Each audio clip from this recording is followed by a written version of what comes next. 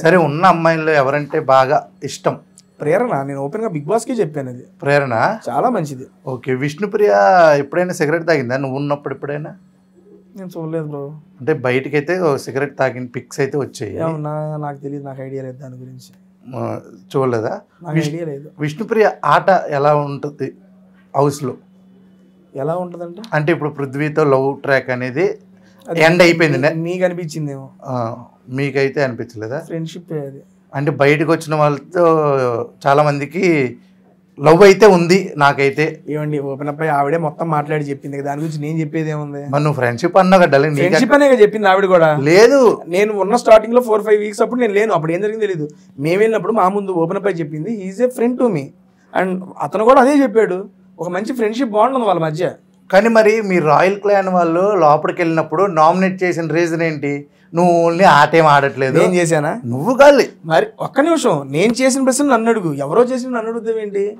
Okay సరే. ఇప్పుడు బస్తా టాస్క్ ఉంది కదా, బస్తాల టాస్క్లో బల్ల దగ్గర ఒక ఆర్గ్యుమెంట్ చేసావు యష్మితో.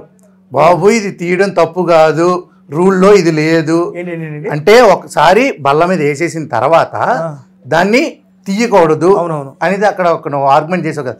పెద్ద గొడవ అయితే అయ్యింది, కానీ యష్మి మాత్రం పాయింట్ అయితే మాత్రం మీకు ఇవ్వలేదు, వాళ్ళకి ఇచ్చింది. అప్పుడు నీకేమనిపించింది?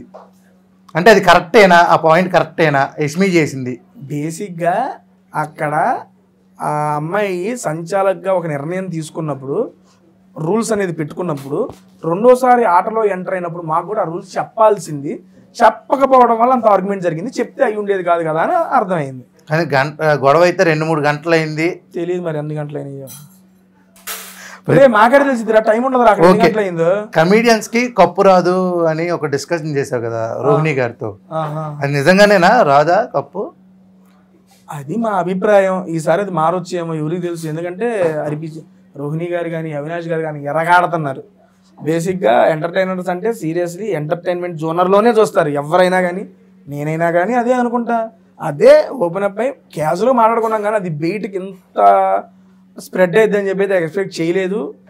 వచ్చిన పేరెంట్స్ మీరు అలా అనుకోకండి, మీకు ఉంది, బాగా ఆడుతున్నారని చెప్పి ఎంకరేజ్ చేయడం మాలో ఇంకా ఆశలు రేగెత్తింది.